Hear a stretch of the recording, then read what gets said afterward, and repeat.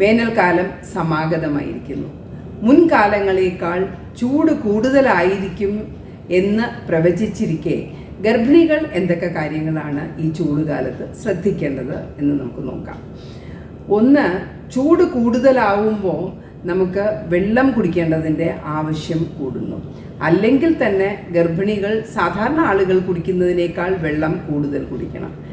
വേനൽക്കാലത്ത് തീർച്ചയായിട്ടും ഒരു 2 ലിറ്റർ വെള്ളം വരെ കുടിക്കേണ്ടതാണ്. അതിന് ഏറ്റവും എളുപ്പം 2 ലിറ്റർ, ഓരോ ലിറ്റർ കുപ്പി 2 എണ്ണം വെള്ളം നിറച്ച് വയ്ക്കുക. ഒരു കുപ്പി വെള്ളം 12 മണിക്ക് മുമ്പ് കഴിക്കുക, അടുത്ത കുപ്പി വെള്ളം ഒരു 7 മണിക്ക് മുമ്പ്. അപ്പോൾ ഇതിൻ്റെ കൂട്ടത്തിൽ തന്നെ ചായ, കാപ്പി, നമ്മൾ സാധാരണ ആഹാരത്തിൻ്റെ കൂടെ കഴിക്കുന്ന ദ്രാവകങ്ങളും നമ്മൾ കഴിക്കാവുന്നതാണ്.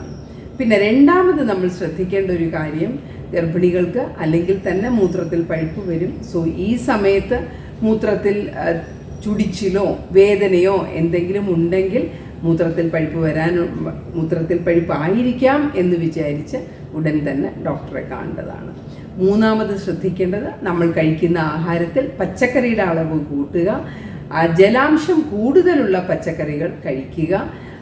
പഴവർഗ്ഗങ്ങളും അതുപോലെ തന്നെ തണ്ണിമത്തൻ പോലുള്ള ജലാംശം കൂടുതലുള്ള പഴവർഗ്ഗങ്ങൾ ദിവസവും കഴിച്ചിരിക്കേണ്ടത് അത്യന്താപേക്ഷിതമാണ്. ഏറ്റവും പ്രധാനമായി എനിക്ക് ഗർഭിണികളോട് പറയാനുള്ളത്, സൂര്യൻ്റെ ചൂട് കൂടുന്ന സമയത്ത് തീർച്ചയായിട്ടും അധിക സമയം പുറത്ത് നിൽക്കരുത്. പുറത്ത് കറങ്ങാൻ പോകുന്നതും കഴിക്കാൻ പോകുന്നതും ബീച്ചിലുമൊക്കെ വൈകുന്നേരങ്ങളിലാണെങ്കിൽ പോലും പോകുന്നതും ഈ ചൂടിൽ ഇറങ്ങി നടക്കുന്നതുമൊക്കെ വളരെ ശ്രദ്ധിക്കണം.